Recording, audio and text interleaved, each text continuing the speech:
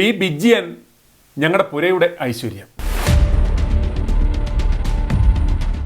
10 കൊല്ലം ഭരണമില്ലാതിരുന്നിട്ടും പാഠം പഠിക്കാതെ തൊഴുത്തിൽ കുത്തും തമ്മിലടിയുമായി നടന്നിരുന്ന കേരളത്തിലെ കോൺഗ്രസ് നേതാക്കൾ തങ്ങളുടെ 18 പേരെ കേരള ജനത വമ്പിച്ച ഭൂരിപക്ഷത്തിൽ ജയിപ്പിച്ച് ഡൽഹിക്ക് വിട്ട പൊളിച്ച പോൾ മാജിക് അവലോകനം ചെയ്യുവാൻ കഴിഞ്ഞ ദിവസം തിരുവനന്തപുരത്ത് വട്ടം കൂടുകയുണ്ടായി. KPCC പ്രസിഡന്റിനെ പിടിച്ച് കണ്ണൂരിൽ നിർത്തിയത് പൊട്ടിയാൽ രണ്ടുണ്ട് ഗുണം എന്ന് കരുതിയാണ്. എന്നാൽ സുധാകരനെ പോലും കണ്ണൂരുകാർ നന്നായി അങ്ങ് ജയിപ്പിച്ചു വിട്ടു. പക്ഷേ ആ മിന്നും വിജയത്തിൻ്റെ പിതൃത്വം എന്തോ ഇത്തവണ സുധാകരനും ഉന്നയിച്ചില്ല, VD സതീശനും ഉന്നയിച്ചില്ല. അവർ ഇപ്പോഴും ആ ഷോക്കിൽ നിന്ന് കരകയറിയിട്ടില്ല.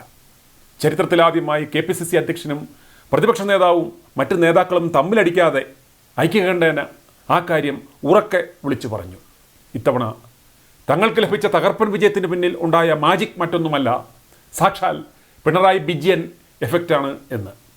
കേരളത്തിലെ ജനങ്ങൾക്ക് പിണറായിയോടുള്ള ആ മുടിഞ്ഞ ഇഷ്ടം അവരുടെ ചൂണ്ടുവിരൽ തുമ്പിലൂടെ VVPAT മെഷീനിൽ നൈസായി സ്പർശിച്ചപ്പോഴുണ്ടായ ആ പ്രക്രിയ കൊണ്ടാണ് തങ്ങൾക്ക് ഇത്തവണ 18 സീറ്റ് ലഭിച്ചതെന്ന് അവലോകന കമ്മീഷൻ സെക്രട്ടറി ലംബോദരൻ റിപ്പോർട്ട് വായിച്ച് തീർത്തപ്പോഴേക്കും എല്ലാവരും ചാടി എണീറ്റ് നിന്ന് കൈയടിച്ചു, വിസിലടിച്ചു. തുടർന്ന് വെള്ളയമ്പലത്തുള്ള ഇന്ദിരാഭവനിൽ പിണറായിയുടെ ഒരു ഫോട്ടോ ഫ്രെയിം ചെയ്ത് സഖാവ് പിണറായി ബിജിയൻ ഈ പുരയുടെ ഐശ്വര്യം എന്നെഴുതി ചുമല കളറുള്ള ഒരു മാലയും ഇടാൻ തീരുമാനിച്ചു.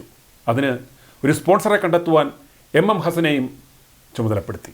നാണംകെട്ട പരാജയത്തിൻ്റെ ഭാരം വിജയൻ്റെ ആ വളഞ്ഞ മുതുകിൽ CPIയും LDFിലെ മറ്റ് അണ്ണന്മാരും ചേർന്ന് പിടിച്ചു വെച്ച് അദ്ദേഹത്തെ മുഖ്യ മന്ത്രിപദത്തിൽ നിന്ന് മാറ്റാതിരിക്കുവാൻ ഒരു അഖണ്ഡ പ്രാർത്ഥനാ യജ്ഞം നടത്തുവാനും പിടിമരണമടഞ്ഞ തീവട്ടി വിശപ്പ് KP യോഹന്നാൻ്റെ കുഴിമാടത്തിൽ പോയി ഒന്ന് പ്രാർത്ഥിക്കാനും സതീശനെ ചുമതലപ്പെടുത്തി. പിണറായി ബിജിയൻ മുഖ്യമന്ത്രി സ്ഥാനം ഒഴിയാതെ ഭരണം തുടരുന്ന പക്ഷം ഒന്നും മിണ്ടാതെ കതറുടയാതെ മുഖ്യ മന്ത്രി രാജിവെക്കണം, എക്സാലോജിക്ക് വീണ കിണ്ടി കരിമന്നൂർ കൊള്ള സഹകരണാപകരണം എന്നൊക്കെ മാത്രം വല്ലപ്പോഴും ചാനലുകാരെ വിളിച്ച് അവരുടെ മുന്നിൽ നിന്ന് വിളിച്ചു പറഞ്ഞുകൊണ്ടിരുന്നാൽ, തൊഴുത്തിൽ കുത്താതെ തമ്മിലടിക്കാതെ പോയാൽ വരുന്ന നിയമസഭാ തെരഞ്ഞെടുപ്പിൽ കൊലയോടെ 140 സീറ്റുകളും പിടിക്കാം എന്ന് പ്രമുഖ സ്ട്രാറ്റജിസ്റ്റ് ഗുലുഗുലു തയ്യാറാക്കിയ റിപ്പോർട്ടും വായിച്ച് ചായയും ഉഴുന്നുവടയും തിന്ന് ഏമ്പക്കവും വിട്ട് അവലോകനം അവസാനിപ്പിച്ചു. എണീറ്റ് എങ്ങോട്ടോ പോയി.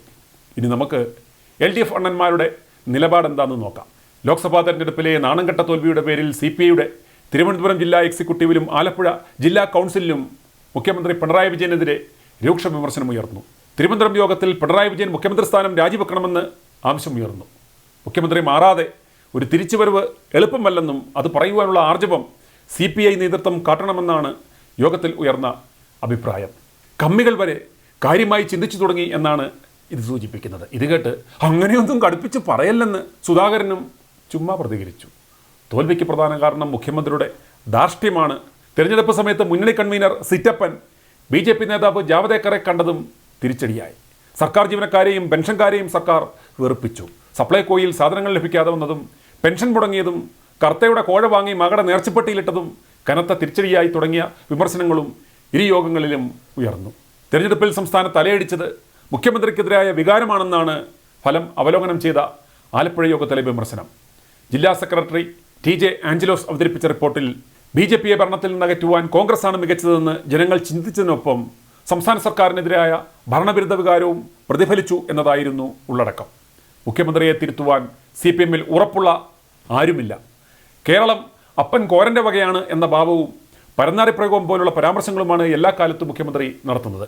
മുഖ്യമന്ത്രി തിരുത്തുവാൻ തയ്യാറല്ലെന്നുള്ളതാണ് ഗീവർഗീസ് മാർ കൂറിയലോസിനെതിരെയുള്ള പരാമർശത്തിലൂടെ വ്യക്തമായതെന്ന് റിപ്പോർട്ടിന്മേലുള്ള ചർച്ചയിൽ അംഗങ്ങൾ പറഞ്ഞു. തെരഞ്ഞെടുപ്പിന് മുമ്പ് പൗരത്വ നിയമത്തെ മുൻനിർത്തി നടത്തിയ യോഗങ്ങളിൽ എല്ലാ ജില്ലകളിലും മരുമോൻ്റെ സമുദായത്തെ മാത്രം പ്രീണിപ്പിക്കുവാനുള്ള ശ്രമമാണ് മുഖ്യമന്ത്രി നടത്തിയത്. എന്നാൽ ഈ സമുദായത്തിൻ്റെ വോട്ട് LDFന് ലഭിച്ചില്ല. ഹിന്ദുക്കളടക്കമുള്ള മറ്റ് സമുദായാംഗങ്ങൾ LDFിൽ നിന്ന് അകലുകയും ചെയ്തു. എല്ലാ മതങ്ങളെയും ഒരുമിപ്പിച്ച് നിർത്തുന്നതിൽ സർക്കാർ പരാജയപ്പെട്ടു. LDFന് വേണ്ടുന്നത് എല്ലാ മതങ്ങളെയും സമുദായങ്ങളെയും ഒരുമിച്ച് കൊണ്ടുപോകേണ്ട അനുരഞ്ജത്തിൻ്റെ വഴിയാണെന്നും നേതാക്കൾ ചൂണ്ടിക്കാട്ടി. CPIയുടെ കൈവശമുള്ള കൃഷി വകുപ്പിനെയും സപ്ലൈകോയെയും അവഗണിച്ചത് തിരിച്ചടിയായി. കോൺഗ്രസ് വോട്ട് മാത്രമല്ല, ഇടതുമുന്നണിയുടെ അടിസ്ഥാന വോട്ടുകളും BJPയിലേക്ക് പോയിട്ടുണ്ട്. തൃശ്ശൂരിലെ CPI സ്ഥാനാർത്ഥിയുടെ തോൽവിയിൽ ഇപ്പോഴും മാറാത്ത ചില സംശയങ്ങളുണ്ട്. എന്തായാലും തെരഞ്ഞെടുപ്പ് അവലോകനത്തിന് ഇന്ന് CPI സംസ്ഥാന എക്സിക്യൂട്ടീവും ചേരുന്നുണ്ട്. ജില്ലകളിൽ നിന്നുള്ള റിപ്പോർട്ടുകളും ചർച്ചയാക്കും.